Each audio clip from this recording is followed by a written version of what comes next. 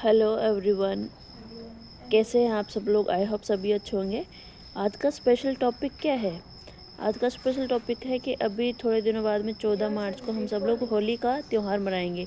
लेकिन होली के पीछे की क्या बात है, उसका क्या रहस्य है, ये मैं आप लोगों को बताती हूँ। ओके। बहुत टाइम पहले एक राजा थे। तो राजा का नाम था हिरण्यकश्यप। ये इनका साइन नेम अपन इसमें यूज़ करेंगे। तो ये हमेशा भगवान विष्णु की पूजा आराधना करते थे और हमेशा उनकी भक्ति में लीन रहते थे। और वो उनकी भक्ति क्यों करते थे? वो इसलिए कि जो विष्णु भगवान है वो जो एक पानी में सांप के ऊपर लेटे रहते हैं, तो उनसे वो वरदान चाहते थे कि मैं लाइफ टाइम जो है कभी भी मर नहीं सकूं।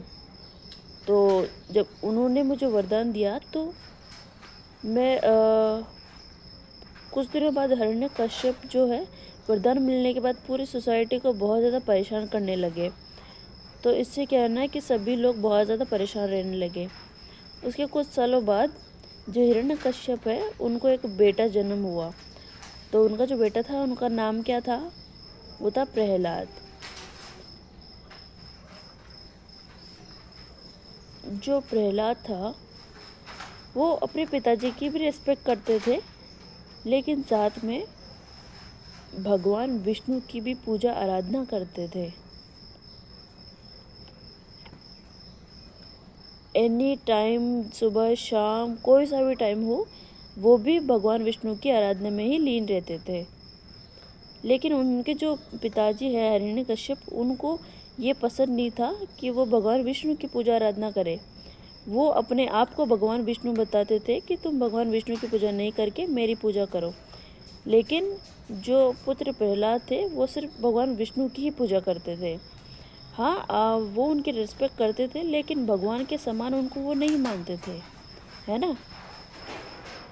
तो जो हिरण्यकश्यप थे कि क्यों तुम ऐसा क्यों कर रहे हो? तो जो हिरण्यकश्यप है उनको अपने बेटे पर बहुत ज़्यादा गुस्सा आया। लेकिन फिर भी जो प्रहलाद है वो भगवान विष्णु की ही भक्ति पूजा करते थे।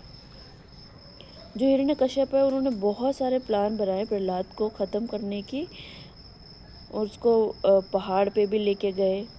तो पहाड़ पे खड़ा करके पीछे से हिरण्यकश्यप ने उसको धक्का भी दिया, लेकिन फिर भी प्रहलाद की जान को खतरा नहीं हुआ। ऐसे बहुत से प्लान उन्होंने बनाए, लेकिन जो प्रहलाद है उसका मरना मुश्किल बहुत हो गया।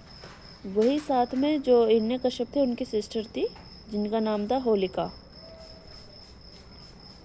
तो उन्होंने बोला कि होलिका बहन, मुझे बहुत बड़ी प्रॉब्लम है कि मेरा जो बेटा है वो हमेशा भगवान विष्णु की पूजा आराधना करता रहता है। मैं इसको बोलता हूँ कि मेरी पूजा करो, लेकिन फिर भी मेरी पूजा नहीं करता है।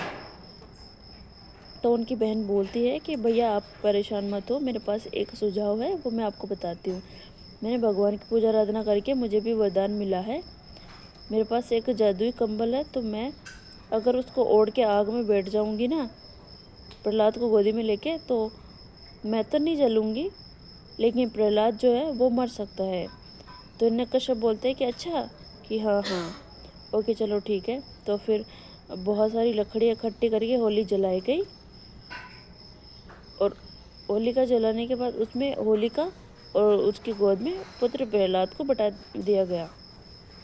तो कुछ टाइम बाद देखा कि जो होलिका थी वो तो जल के राख हो गई, लेकिन जो प्रहलाद था उसको कुछ भी नहीं हुआ।